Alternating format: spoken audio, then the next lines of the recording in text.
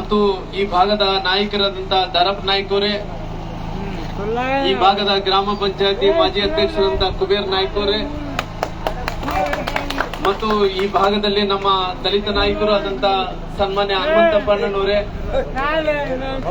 ಮತ್ತು ಸಿದ್ದಯ್ಯ ಸ್ವಾಮಿ ಅವರೇ, ಮತ್ತು ವೇದಿಕೆ ಮೇಲಿದ್ದಂತ ಎಲ್ಲ ಹಿರಿಯ ನಾಯಕರೇ ಮತ್ತು ಈ ಅಗಸನೂರು ಗ್ರಾಮದಲ್ಲಿ ಸುತ್ತಮುತ್ತಲ ಗ್ರಾಮದಲ್ಲಿ ಈ ಗ್ರಾಮದಿಂದ ಆಗಮಿಸಿರುವಂತ ಎಲ್ಲ ನನ್ನ ಬಂಧುಗಳೇ, ಕಾರ್ಯಕರ್ತ ಬಂಧು ಭಗಿನಿಯರೇ, ಸನ್ಮಾನ್ಯ ಸೋಮಲಿಂಗಪ್ಪನವರು ನಾವು ಎದಕ್ಕೋಸ್ಕರ ಆಗಿ ಬಂದಿದ್ದೀವಿ ಅನ್ನಂತ ವಿಚಾರವನ್ನು ಕೂಡ ಉಲ್ಲೇಖನೆ ಮಾಡುವಂತ ಕೆಲಸ ಮಾಡಿದ್ದಾರೆ. ಯಾಕಂದ್ರೆ ಇದಕ್ಕಿಂತ ಮುಂಚೆ ಹಲವಾರು ವರ್ಷಗಳಿಂದ ಏನು ಮಹಾತ್ಮ ಗಾಂಧೀಜಿಯವರ ಉದ್ಯೋಗ ಖಾತ್ರಿ ಯೋಜನೆ ಏನಿತ್ತನೋ ಆ ಮಹಾತ್ಮ ಗಾಂಧೀಜಿಯವರ ಉದ್ಯೋಗ ಖಾತ್ರಿ ಯೋಜನೆಯನ್ನು ಈ ದೇಶದ ಪ್ರಧಾನಮಂತ್ರಿಗಳಂತ ನರೇಂದ್ರ ಮೋದಿಜಿಯವರು ಜಿ ರಾಮ್ಜಿ ಅನ್ನಂತ ಹೆಸರನ್ನಿಟ್ಟು ಅನೇಕ ಬದಲಾವಣೆಗಳನ್ನು ಮಾಡಂತ ಕೆಲಸ ಮಾಡಿದ್ದಾರೆ. ಯಾಕಂದ್ರೆ ಇವತ್ತು ದೇಶದ ಪ್ರಧಾನಮಂತ್ರಿಗಳಂತ ನರೇಂದ್ರ ಮೋದಿಜಿಯವರು ಯಾವತ್ತು ಯೋಚನೆ ಮಾಡ್ತಾರೆ ಅಂತದ್ದು ಗ್ರಾಮಾಂತರ ಪ್ರದೇಶದಲ್ಲಿದ್ದಂತ ಜನರು ಯಾರು ಕೂಡ ಉದ್ಯೋಗ ಇಲ್ಲಾರ್ದಂತೆ ಇರಬಾರದು, ಎಲ್ಲರೂ ಕೂಡ 3 ಒಪ್ಪತ್ತು ಊಟ ಸಿಗಬೇಕು ಅನ್ನಂತ ಕಾರಣದಿಂದ ದೇಶದ ಪ್ರಧಾನಮಂತ್ರಿಗಳಂತ ನರೇಂದ್ರ ಮೋದಿಜಿಯವರು ಬಡವರಿಗೆ ಅನುಕೂಲ ಆಗಬೇಕು ಅನ್ನಂತ ಕಾರಣದಿಂದ ಜಿ ರಾಮ್ಜಿ ಅನ್ನಂತ ಹೊಸ ಯೋಜನೆಯನ್ನು ಇಟ್ಟರು. ಆದ್ರೆ ಇವರು ರಾಷ್ಟ್ರೀಯ ಉದ್ಯೋಗ ಖಾತ್ರಿ ಯೋಜನೆಗೆ ನಂತರ ಜಿ ರಾಮ್ಜಿ ಅವರಿಗೆ ಏನು ವ್ಯತ್ಯಾಸ ಅಂದ್ರೆಗಿನ ಇವತ್ತಿನ ಸಂದರ್ಭದಲ್ಲಿ ನಾವು ಮಾರ್ಕೆಟ್ ಅಲ್ಲಿ ಹೋಗಿ ಏನನ್ನ ಕೊಂಡ್ಕೋಬೇಕಾದ್ರೆಗಿನ ಬಡವರು ಯಾರು ಕೂಡ ಬೆಳ್ಳಿ ತಗೊಳಕ್ಕಾಗಲ್ಲ, ಬಡವರು ಯಾರು ಬಂಗಾರ ತಗೊಳಕ್ಕಾಗಲ್ಲ, ಬಡವರು ಯಾರು ಕೂಡ ಅಕ್ಕಿ ತಗೊಳಕ್ಕಾಗಲ್ಲ, ಬಡವರು ಯಾರು ಕೂಡ ಬೇಳೆ ತಗೊಳಕ್ಕಾಗಲ್ಲ. ಎಲ್ಲಾ ದಿನಸಿಗಳಿಗೆಲ್ಲ ಕೂಡ ತುಟ್ಟಿ ಆಗ್ಬಿಟ್ಟಿದಾವ. ಇವತ್ತು ಬಡವರು ಬದುಕಬೇಕಾದ್ರೆ ಕಷ್ಟ ಆದಂತ ಟೈಮಲ್ಲಿ ಇಷ್ಟು ದಿನಗಳ ಕಾಲ ಅವ್ರೆಲ್ಲಾರು ಕೂಡ ಏನು ಉದ್ಯೋಗ ಖಾತ್ರದಲ್ಲಿ ಏನ್ ಕೆಲಸ ಮಾಡ್ತಾ ಇದ್ರು, ಇವತ್ತು ಜಿ ರಾಮ್ಜಿ ಅನ್ನೋ ಹೆಸರಿಟ್ಟಿದ್ದಕ್ಕೋಸ್ಕರವಾಗಿ ಇವತ್ತು ಕಾಂಗ್ರೆಸ್ ನಾಯಕರೆಲ್ಲರೂ ಕೂಡ ಇವತ್ತು ಇಡೀ ರಾಷ್ಟ್ರದಾದ್ಯಂತ ಇವತ್ತು ಹೋರಾಟವನ್ನು ಕೂಡ ಮಾಡ್ತಾ ಇದ್ದಾರೆ. ಭಾರತೀಯ ಜನತಾ ಪಾರ್ಟಿ ಹೇಳ್ತಾ ಇದೆ ಇವತ್ತು ಜಿ ರಾಮ್ಜಿ ಮಾಡಿರುವಂತದ್ದು ಮಹಾತ್ಮ ಗಾಂಧೀಜಿಯವರ ಹೆಸರು ತೆಗಿಬೇಕನ್ನಂತ ಉದ್ದೇಶವೇನಲ್ಲ. ಆದ್ರೆ ಮಹಾತ್ಮ ಗಾಂಧೀಜಿಯವರು ಈ ದೇಶಕ್ಕೆ ಸ್ವತಂತ್ರವನ್ನು ತಂದುಕೊಟ್ಟಂತವ್ರು. ಈ ದೇಶಕ್ಕೆ ಸ್ವತಂತ್ರವನ್ನು ತಂದುಕೊಡೋದ್ ಮೂಲಕ ಈ ದೇಶದಲ್ಲಿ ಪಿತಾಮಹ ಅನಿಸ್ಕೊಂಡಿರುವಂತವ್ರು ಮಹಾತ್ಮ ಗಾಂಧೀಜಿಯವ್ರನ್ನ ಇವತ್ತು ಹೆಸರು ಏನಿತ್ತೋ ಆ ಹೆಸರನ್ನು ಬದಲಾವಣೆ ಮಾಡಬೇಕೆಂದೇಳಿ ಜಿ ರಾಮ್ಜಿಯನ್ನು ಇಟ್ಟ ನಂತರ ಗೊಂದಲವನ್ನು ಕೂಡ ಪ್ರಾರಂಭ ಆಗಿದೆ. ಆದ್ರೆ ದೇಶದ ಪ್ರಧಾನಮಂತ್ರಿಗಳಂತ ನರೇಂದ್ರ ಮೋದಿಜಿಯವರು ಇದಕ್ಕಿಂತ ಮುಂಚೆ ಪ್ರತಿಯೊಬ್ಬರು ವ್ಯಕ್ತಿ ಇವತ್ತು ಕೂಲಿಗಾಗಿ ಕಾಲಾಗಿರ್ಬೋದು, ಇವತ್ತು ಯಾರು ಕೂಲಿ ಕೆಲಸ ಮಾಡ್ತಿರೋ ನಾವೆಲ್ಲರೂ ಕೂಡ ಪಗಾರ ಎಷ್ಟು ತಗೊಂತ ಇದೀವಿ, ಒಂದು ದಿನಕ್ಕೆ 300 ರೂಪಾಯಿ ತಗೊಂತಿದ್ವಿ. ಎಷ್ಟು ತಗೊಂತ ಇದ್ವಿ? 174 ರೂಪಾಯಿ ತಗೊಂತಿದ್ರಿ.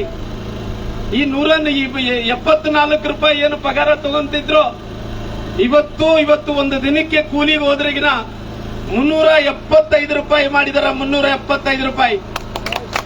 ಆ 375 ರೂಪಾಯಿದಲ್ಲಿ ಅನೇಕ ಕಾನೂನುಗಳ ಬದಲಾವಣೆಗಳು ಮಾಡಿದಾರ. ಯಾವ ರೀತಿಯಲ್ಲಿ ಕಾನೂನು ಬದಲಾವಣೆ ಮಾಡಿದಾರೆ ಅಂದ್ರೆ ಬಹಳಷ್ಟು ಮಂದಿ ಹಳ್ಳಿಗಳೆಲ್ಲ ಹೋದಂತ ಟೈಮಲ್ಲಿ ನಾವು ಕೇಳ್ತಿರ್ತೀವಿ, ಏನ್ರಿ ನೀವು ಕೆಲ್ಸಕ್ಕೆ ಹೋಗಿದ್ದೀರಾ, ನೀವು ಬಡವರೆಲ್ಲಾರು ಕೂಡ ಅಂದ್ರಿಗಿನ ಇಲ್ಲರಿ ನಾವು ಕೆಲ್ಸಕ್ಕಂತ ಹೋಗಿದ್ವಿ. ಯಾರ ಜೊತೆಲಿ ಹೋಗಿದ್ದಂದ್ರಿಗಿನ ಯಾರೋ ಮಧ್ಯದಲ್ಲಿದ್ದಂತ ಒಬ್ಬ ವ್ಯಕ್ತಿ ಎಲ್ಲಾರು ಕೂಡ ಬಡವರು ಕರ್ಕೊಂಡು ಅಲ್ಲಿ ಕೆರೆ ಕಟ್ಟೆಯನ್ನು ಕೆಲಸ ಮಾಡಿಸೋದಾಗ್ಲಿ, ಅಲ್ಲಿ ಹೊಲ ಗದ್ದೆಗಳಲ್ಲಿ ಏನನ್ನ ನೀರಿನ ಇವತ್ತು ಕೆರೆ ಮಾಡೋದಾಗ್ಲಿ, ಅಲ್ಲಿ ಇಲ್ಲಿ ಕೆಲಸಗಳನ್ನು ಮಾಡಿಸ್ಕೊಳ್ಳೋದಾಗ್ಲಿ ಮಧ್ಯವರ್ತಿಯನ್ನು ಮಾಡ್ತಾ ಇದ್ರು. ಇವತ್ತಿನ ಸಂದರ್ಭದಲ್ಲಿ ಮಧ್ಯವರ್ತಿ ಇರಬಾರದು.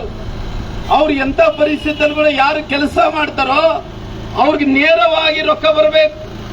ಯಾಕಂದ್ರೆ ಇವತ್ತು ಅಗಸೂರಿನಲ್ಲಿದ್ದಂತ ಒಬ್ಬ ತಾಯಪ್ಪ, ಮಾರಪ್ಪ, ಸುಬ್ಬಣ್ಣ ಅನ್ನೋಂಥವ್ರು ಕೆಲಸ ಮಾಡಿದ್ರೆ ನಾವು ಇದಕ್ಕಿಂತ ಮುಂಚೆ ಕೂಲಿ ಬೇಕಂದ್ರೆ ಯಾರ ಹತ್ರ ಹೋಗ್ತಿದ್ವಿ? ಮಧ್ಯವರ್ತಿ ಹತ್ರ ಹೋಗ್ತಿದ್ವಿ. ಆ ಮಧ್ಯವರ್ತಿ ಮೂಲಕ ನಮಗೆ ರೊಕ್ಕ ಬರ್ತಾ ಇತ್ತು.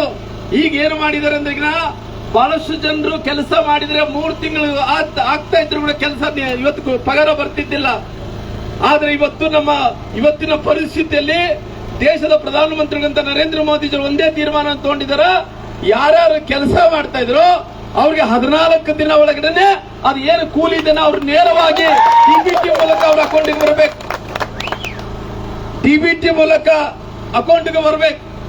ಅಂದ್ರೆ DBT ಅಂದ್ರೆ ಕೇವಲ 15 ದಿನ ಒಳಗಡೆ ಬರಬೇಕು. ಅವಾಗ ಅದ್ರ ಕೆಲಸ ಮಾಡಿದ್ರೆ 1 ತಿಂಗಳು 2 ತಿಂಗಳು 3 ತಿಂಗಳು ಆಗಿದ್ರೆ ಕೂಡ ಇವತ್ತು ಕೂಲಿ ಬರ್ತಿದ್ದಿಲ್ಲ. 14 ತಿಂಗಳ ಒಳಗಡೆ ನಮ್ಮ ಮನೆ ಬಾಗಿಲಿಗೆ ಬರಬೇಕು ಅನ್ನೋ ಕಾರಣದಿಂದ ಇವತ್ತು DBT ಮೂಲಕ ಎಲ್ಲರೂ ಕೂಡ ಇವತ್ತು ಪಗಾರವನ್ನು ಕೊಡುವಂತ ಕೆಲಸ ನರೇಂದ್ರ ಮೋದಿಜಿಯವರು ಮಾಡಿದ್ದಾರೆ.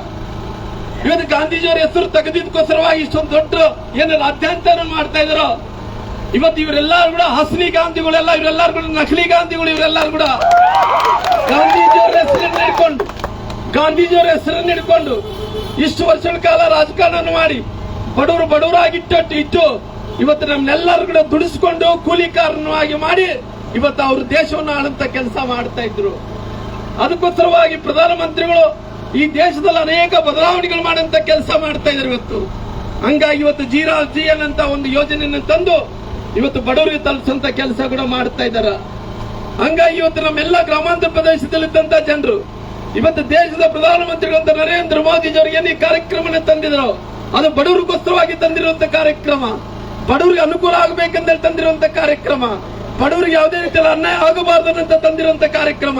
ಯಾರು ದುಡಿತಾರೋ, ಯಾರು ಕಷ್ಟ ಪಡ್ತಾರೋ ನೇರವಾಗಿ ದಳಾಳಿಗಳು ಇಲ್ಲಾರ್ದೆ ಅವ್ರು ನೇರವಾಗಿ ಅವ್ರ ಅಕೌಂಟ್ಗೆ ರೊಕ್ಕನ ಹೋಗಬೇಕು ಅನ್ನೋ ಕಾರಣದಿಂದ ಇವತ್ತು ನರೇಂದ್ರ ಮೋದಿಜಿಯವರು ತಂದಂತ ಕಾನೂನು. ನರೇಂದ್ರ ಮೋದಿಜಿಯವರು ಇನ್ನು ಮುಂದೆ ಯಾವುದೇ ರೀತಿಯಲ್ಲೂ ಕೂಡ ಭ್ರಷ್ಟಾಚಾರ ಆಗಕ್ಕೆ ಬಿಡಲ್ಲ, ನೆನಪಿಡ್ಕೊಳ್ರಿ. ಭಾರತ ನಂತದ ಇವತ್ತು ಅಭಿವೃದ್ಧಿ ಹೊಂದಿರುವಂತ ಭಾರತ ಇವತ್ತು. ಇದಕ್ಕಿಂತ ಮುಂಚೆ ಏನು ಭಾರತ ನೋಡ್ತಾ ಇದ್ವೋ ಆ ರೀತಿ ಭಾರತ ಇಲ್ಲ ಇವತ್ತು. ಅಭಿವೃದ್ಧಿ ಹೊಂದಿರುವಂತ ಭಾರತ ಅಂದ್ರೆ ಇವತ್ತು ಎಷ್ಟು ರೀತಿಯಲ್ಲಿ ಇವತ್ತು ಭಾರತ ಇವತ್ತು ಮುಂದುವರಿತಾ ಇದೆ. ಇವತ್ತು ಎಷ್ಟು ಉದ್ಯೋಗ ಖಾತ್ರಿ ಯೋಜನೆಯಲ್ಲಿ ಮಹಾತ್ಮ ಗಾಂಧೀಜಿಯವರ ಹೆಸರನ್ನು ಹಿಡ್ಕೊಂಡು ಲಕ್ಷಾಂತರ ರೂಪಾಯಿ ಲೂಟಿ ಹೊಡ್ಕಂತ ಬರ್ತಾ ಇರುವಂತ ಇಷ್ಟು ದಿನಗಳ ಕಾಲ ಅದು ಕಾಂಗ್ರೆಸ್ನ ನಾಯಕರು, ಕಾಂಗ್ರೆಸ್ ಪಾರ್ಟಿ ಇಷ್ಟು ದಿನಗಳ ಕಾಲ ಲೂಟಿ ಹೊಡ್ಕಂತ ಬಂದಿದೆ. ಅದಕ್ಕೋಸ್ಕರವಾಗಿ ಇವತ್ತು ಬಡವರಿಗೆ ಅನುಕೂಲ ಆಗಬೇಕನ್ನಂತ ಕಾರಣದಿಂದ ಇವತ್ತು GN ಅಂತ ಹೊಸ ಹೆಸರನ್ನು ಹಿಡ್ಕೊಂಡು ಇವತ್ತು ನರೇಂದ್ರ ಮೋದಿ ಅವರು ಬಡವರಿಗೆ ಅನುಕೂಲ ಆಗಬೇಕು ಅನ್ನೋ ಕಾರಣದಿಂದ ಇವತ್ತು ಅಧ್ಯಾಯವನ್ನು ಮಾಡುವಂತ ಕೆಲಸ ಮಾಡಿದಾರ. ಇವತ್ತು ಭಾರತ ಇವತ್ತು ಹೆಂಗಿದೆ ನೋಡ್ರಿ. ಇದಕ್ಕಿಂತ ಮುಂಚೆ ಭಾರತ ಇವತ್ತು ಯಾವ ರೀತಿಯಲ್ಲಿ ಇರ್ತಾ ಇತ್ತು, ಇವತ್ತು ನಿನ್ನೆ ಮೊನ್ನೆ ನಡೀತಿರುವಂತ ಇವತ್ತು ಇರಾನ್ ಆಗಿರ್ಬೋದು, ಇಸ್ರೇಲ್, ಅಮೆರಿಕ ಅನ್ನಂತ ರಾಷ್ಟ್ರಗಳಲ್ಲಿ ಏನು ಯುದ್ಧಗಳಾಗ್ತಾ ಇದಾವೋ, ಇವತ್ತು ಭಾರತ ನೋಡ್ರಿ ಏಷ್ಯಾ ಭಾಗದಲ್ಲಿ ಇದ್ದಂತ ಎಲ್ಲ ರಾಷ್ಟ್ರಗಳು ಇವತ್ತು ಎಲ್ಲ ಕಡೆ ಕೂಡ ಯುದ್ಧ ಆಗ್ತಾ ಇದೆ. ಈ ಜಗತ್ತಿನಲ್ಲಿ ಒಂದೇ ಒಂದು ರಾಷ್ಟ್ರ ಯಾವುದೇ ರೀತಿಯಲ್ಲಿ ಭಯಭ್ರಾಂತರಿಲ್ಲಾರ್ದಂತೆ ನಾವು ಸುಖದಿಂದ ನೆಮ್ಮದಿಯಿಂದ ಬರ್ತಾ ಇದೆ ಅಂದ್ರೆ ಅದು ಭಾರತ.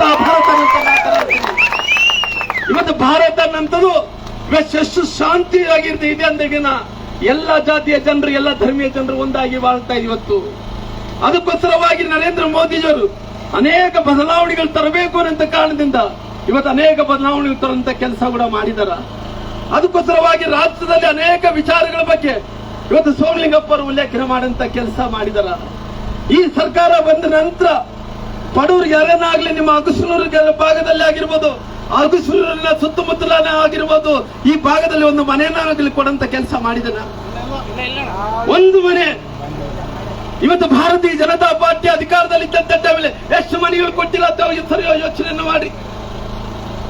ಇವತ್ತು ಭಾರತೀಯ ಜನತಾ ಪಾರ್ಟಿ ಯಾವತ್ತೇ ಈ ಭಾಗದಲ್ಲಿ ಗೆದ್ದಿದ್ದೇನೋ ಅವತ್ತೆಲ್ಲ ಈ ಭಾಗದಲ್ಲಿದ್ದಂತ ಜನರಿಗೆ ಅನುಕೂಲ ಮಾಡುವಂತ ಕೆಲಸ ಕೂಡ ಮಾಡಿದೆ. ಉದಾಹರಣೆಯಾಗಿ ನಾನು ಬಹಳ ಸಮಯ ತಗೋಬೇಕಾಗುತ್ತೆ, ಸಮಯವನ್ನು ತಗೊಳಕ್ ಹೋಗಲ್ಲ. ಈ ಭಾಗದಲ್ಲಿದ್ದಂತ ಜನರಿಗೆ ಇವತ್ತು ಈ ಭಾಗದಲ್ಲಿದ್ದಂತ ಮಾಜಿ ಶಾಸಕರಿದ್ದಂತ ಸೋಮಲಿಂಗಪ್ಪನವರು ಇವತ್ತು ಶಾಸಕರಿರುವಂತ ಟೈಮಲ್ಲಿ ಈ ತುಂಗಭದ್ರಾ ಜಲಾಶಯದಲ್ಲಿದ್ದಂತ ನೀರು, ಇವತ್ತು ತುಂಗಭದ್ರಾ ಜಲಾಶಯದಲ್ಲಿದ್ದಂತ ನೀರು ಈ ಭಾಗದಲ್ಲಿದ್ದಂತ ಜನರಿಗೆ 2 ಬೆಳೆಗೆ ನೀರು ಬರ್ತಿದ್ವಾ? ಇವತ್ತಿನ ಪರಿಸ್ಥಿತಿ ಏನಾಗಿದೆ? 2023ರಲ್ಲಿ ಈ ರಾಜ್ಯದ ಉಪಮುಖ್ಯಮಂತ್ರಿ ಅಂತ ಸನ್ಮಾನ್ಯ DK ಶಿವಕುಮಾರ್ ಅವರು ಇವತ್ತು ಆಯಕಟ್ಟಿಗೆ ಬಂದೋದ್ರು. ಆಯಕಟ್ಟಿಗೆ ಬಂದಂತ ಸಂದರ್ಭದಲ್ಲಿ 23ರಲ್ಲಿ ಬಂದಂತ ಟೈಮಲ್ಲಿ ಏನ್ ಮಾತನ್ನು ಕೊಟ್ಟರು? ಆದಷ್ಟು ಶೀಘ್ರದಲ್ಲೇ ಈ ಗೇಟ್ ಅನ್ನು ರಿಪೇರಿ ಮಾಡಿಸ್ತೀವಿ ಅಂತ ಹೇಳಿದ್ರು. ಅವ್ರು ನೆಗ್ಲೆಕ್ಟ್ ಮಾಡಿರೋ ಕಾರಣ, ಅವ್ರು ನಿರ್ಲಕ್ಷ್ಯ ಮಾಡಿರೋ ಕಾರಣ ಅವತ್ತು ಯಾರು ಅವರು ಟೆಕ್ನಿಕಲ್ ಅಡ್ವೈಸರ್ ಕನ್ನಯ್ಯನಾಡು ಅವರು ಹೇಳಿದ್ರು, 1 ಗೇಟ್ 2 ಗೇಟ್ ರಿಪೇರಿ ಮಾಡಿದ್ರೆ ಅನ್ನೋದು ಸಾಲಲ್ಲ, ಎಲ್ಲಾ ಗೇಟ್ಗಳು ರಿಪೇರಿ ಮಾಡ್ಬೇಕಂದ್ರೆ ಇವತ್ತು ಸುಮಾರಾಗಿ 52 ಕೋಟಿ ರೂಪಾಯಿ ಆಗುತ್ತೆ ಅಂತ ಎಸ್ಟಿಮೇಷನ್ ಕೊಟ್ಟರು. ಆ 52 ಕೋಟಿ ರೂಪಾಯಿ ಎಸ್ಟಿಮೇಷನ್ ಅನ್ನು ಕೊಟ್ಟ ನಂತರ ಅವತ್ತು 2023ರಲ್ಲಿ ಕೊಟ್ಟಂತ ಮಾತು ಇವತ್ತಿನ ತನಕ ಕೂಡ ನೆರವೇರಿಸಲಿಕ್ಕಾಗ್ಲಿಲ್ಲ.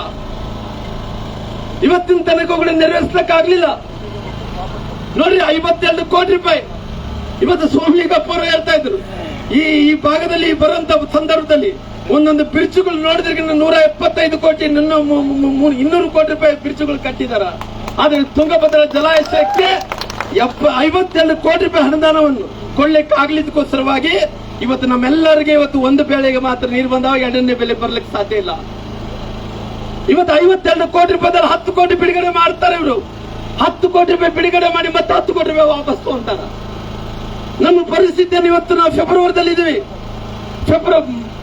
ಮಾರ್ಚ್ದಲ್ಲಿ ಇದೀವಿ. ನಾವೆಲ್ಲರೂ ಕೂಡ ಈ ಮಾರ್ಚ್ ಏಪ್ರಿಲ್ ಮೇ ಒಳಗಡೆ ನಮ್ಮ ತುಂಗಭದ್ರಾ ಅಂದ್ರಿಗಿನ ಆ ಕರಾವಳಿ ಪ್ರದೇಶದಲ್ಲಿ ನೀರು ಪ್ರಾರಂಭ ಆಗ್ತಾವ. ಭದ್ರದಲ್ಲಿ ಇವತ್ತು ಮಳೆ ಪ್ರಾರಂಭ ಆಗ್ತಾವ. ಶಿವಮೊಗ್ಗ ಕಡೆ ಭದ್ರಾ ಕಡೆ ಪ್ರಾರಂಭ ಆದ ನಂತರ ನಮ್ಮ ನೀರು ಹರಿದು ಬರ್ತಾವ.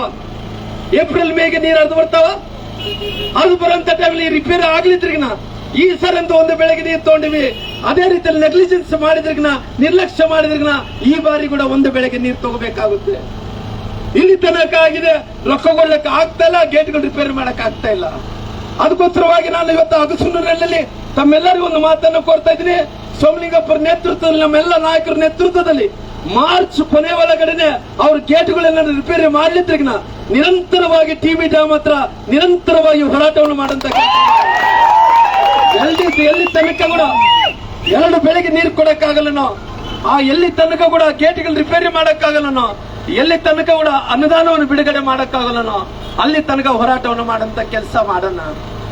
ಈ ಸರ್ಕಾರ ಬಂದ ನಂತರ ಇವತ್ತು ಸಾಕಷ್ಟು ಈ ಭಾಗದಲ್ಲಿದ್ದಂತ ಭತ್ತ ಬೆಳೆದಂತ ರೈತರ ಪರಿಸ್ಥಿತಿಯನ್ನು ಇವತ್ತು ಭತ್ತ ಬೆಳೆದಂತ ರೈತರಿಗೆ ಈ ಸರ್ಕಾರ ಬಂದ ನಂತರ ಖಜಾನೆ ಎಲ್ಲ ಕೂಡ ಖಾಲಿ ಮಾಡಿಕೊಂಡು ಕುಂತಿದೆ. ಅವ್ರ ಖಜಾನೆಯಲ್ಲಿ ರೊಕ್ಕ ಇಲ್ಲ. ಇವತ್ತು ನಮ್ಮ ಸರ್ಕಾರ ಇರಂತ ಟೈಮಲ್ಲಿ ಖರೀದಿ ಕೇಂದ್ರಗಳು ಪ್ರಾರಂಭ ಮಾಡ್ತಾ ಇದ್ವಿ. ಜೋಳದ ಖರೀದಿ ಕೇಂದ್ರಗಳು ಪ್ರಾರಂಭ ಮಾಡ್ತಿದ್ವಿ. ಅದೇ ರೀತಿ ಭತ್ತದ ಖರೀದಿ ಕೇಂದ್ರಗಳು ಪ್ರಾರಂಭ ಮಾಡ್ತಿದ್ವಿ. ಮೆಕ್ಕೆಜೋಳದ ಕೂಡ ಭತ್ತ ಖರೀದಿ ಕೇಂದ್ರಗಳು ಪ್ರಾರಂಭ ಮಾಡ್ತಿದ್ವಿ. ಇವತ್ತು ಈ ಭಾಗದಲ್ಲಿದ್ದಂತ ಜನರು ಯಾವುದೇ ಬೆಳೆದ್ರೆ ಕೂಡ ಇವತ್ತು ಖರೀದಿ ಕೇಂದ್ರಗಳು ಪ್ರಾರಂಭ ಮಾಡ್ತಿದ್ವಿ. ಈ ಸರ್ಕಾರ ಬಂದ ನಂತರ ಇವತ್ತು ನಮ್ಮ ಪರಿಸ್ಥಿತಿ ಏನು? ಹೊರಗಡೆ ಕೂಡ ರೇಟ್ಗಳಿಲ್ಲ. ಇವತ್ತು ಸರ್ಕಾರ ಕೂಡ ಖರೀದಿ ಕೇಂದ್ರಗಳು ಪ್ರಾರಂಭ ಮಾಡ್ತಾ ಇಲ್ಲ. ಅದಕ್ಕೋಸ್ಕರವಾಗಿ ನಾನು ವಿನಂತಿ ಮಾಡ್ತಾ ಇದ್ದೀನಿ, ಮುಂಬರುವಂತ ದಿನಗಳು 2028ರಲ್ಲಿ ನಡೆಯುವಂತ ಸಾರ್ವತ್ರಿಕ ಚುನಾವಣೆಯಲ್ಲಿ ಇವತ್ತು ನಿಮ್ಮ MLAಗಳು ಎಲ್ಲಿದಾರೋ ಇಲ್ಲ ಗೊತ್ತಿಲ್ಲ. ಯಾರೋ ಒಬ್ಬರಿಗೆ GPA ಬರೆದು ಕೊಟ್ಟಾಗ್ಯಾರ. ಯಾರೇ ಹೋದ್ರು MLA ಹತ್ರ ಹೋಗೋದು ಬೇಕಿಲ್ಲ, ಯಾರೋ ಒಬ್ಬರ ಹತ್ರ ಹೋಗ್ಬೇಕು. ಅವ್ರು GPA ಕೊಟ್ಟರು, GPA ಬರ್ಸ್ಕೊಂಡಂತ ವ್ಯಕ್ತಿ ಯಾರನ್ನ ಟ್ರಾನ್ಸ್ಫರ್ ಮಾಡಂದ್ರೆ ಮಾಡ್ತಾನ, ಆತ ಕುಂದ್ರಂದ್ರೆ ಕುಂದಿರ್ತಾನ, ಎದ್ದೋಳಂದ್ರೆ ಎದ್ದೊಳ್ತಾನ. ಅಂತ ವ್ಯಕ್ತಿಗೆ GPA ಕೊಟ್ಟ ನಂತರ ಶಾಸಕರು ಎಲ್ಲಿದ್ದಾರೆ ಅಂದ್ರೆ ಹುಡುಕಿದ್ರುಗಳು ಸಿಗ್ತಾ ಇಲ್ಲ. ಮುಂದಿನ ದಿನಗಳಲ್ಲಿ 2028ರಲ್ಲಿ ನೀವು ದಯವಿಟ್ಟು ಭಾರತೀಯ ಜನತಾ ಪಾರ್ಟಿ ನೀವೆಲ್ಲರೂ ಕೂಡ ಆಶೀರ್ವಾದ ಮಾಡಿ ಭಾರತೀಯ ಜನತಾ ಪಾರ್ಟಿಯನ್ನು ಗೆಲ್ಲಿಸ್ರಿ. ಮುಂಬರಂತ ದಿನಗಳಲ್ಲಿ ಎಲ್ಲ ಕೆಲಸಗಳು ಮಾಡಂತ ಕೆಲಸ ಮಾಡ್ತೀವಿ. ಅದಕ್ಕೋಸ್ಕರವಾಗಿ ಇವತ್ತು ಬೇರೆ ಕಡೆ ಹೋಗ್ಬೇಕಾಗಿದೆ, ಸಮಯ ಆಗ್ತಾ ಇದೆ. ಮುಂದಿನ ದಿನಗಳಲ್ಲಿ ಸಮಯ ಬಂದಂತ ಟೈಮ್ ನಾವೆಲ್ಲರೂ ಕೂಡ, ನಾನು ಸೋಮಲಿಂಗಪ್ಪನವರು ಎಲ್ಲರೂ ಕೂಡ ಬರ್ತೀವಿ. ನಿಮ್ಮ ಜೊತೆಲಿ ಎಲ್ಲಾ ರೀತಿಯಲ್ಲಿ ಕೂಡ ಉಳಿತೀವಿ. ನಿಮ್ಮ ಕಷ್ಟಗಳನ್ನು ಪರಿಹಾರ ಮಾಡ್ತೀವಿ. ಇವತ್ತು ರಾಮ್ಜಿ ಅನ್ನಂತ ಯೋಜನೆಯನ್ನು ತಂದಾರೋ ಅದು ಬಡವರ ಪರವಾಗಿ ತಂದಿರುವಂತಹ ಯೋಜನೆ. ಯಾರೇ ಕಾಂಗ್ರೆಸ್ ನಾಯಕರು ಅಪಪ್ರಚಾರವನ್ನು ಮಾಡಂತ ಕೆಲಸ ಮಾಡಿದ್ರೆ, ಇದಕ್ಕಿಂತ ಮುಂಚೆ ವರ್ಷಕ್ಕೆ ಎಷ್ಟು ದಿನಗಳ ಕಾಲ ನಿಮಗೆ ಕೆಲಸ ಕೊಡ್ತಾ ಇದ್ರು? 100 ದಿನ ಕೊಡ್ತಾ ಇದ್ರು ವರ್ಷಕ್ಕೆ. ಈ ಬಾರಿ 125 ದಿನ ಕೊಡ್ತಾ ಇದಾರ. 125 ದಿನಗಳ ಕಾಲ ಕೊಡ್ತಾ ಇದಾರ. ಅದಕ್ಕೋಸ್ಕರವಾಗಿ ತಮ್ಮೆಲ್ಲರ ಆಶೀರ್ವಾದ ಭಾರತೀಯ ಜನತಾ ಪಾರ್ಟಿ ಮೇಲೆ ಇರಬೇಕು ಅನ್ನಂತ ಮಾತುಗಳನ್ನು ಹೇಳ್ತಾ ನನ್ನ ಮಾತುಗಳು ಮುಕ್ತಾಯ ಮಾಡ್ತಾ ಇದ್ದೀನಿ. ಜೈ ಹಿಂದ್, ಜೈ Karnataka. If you like this video, ಬೇಗ ಲೈಕ್ ಮಾಡಿ, ಕಾಮೆಂಟ್ ಮಾಡಿ, ಶೇರ್ ಮಾಡಿ ಹಾಗೂ ಯೋಯೋ ಟಿವಿ ಕನ್ನಡವನ್ನು ಸಬ್ಸ್ಕ್ರೈಬ್ ಮಾಡಿ.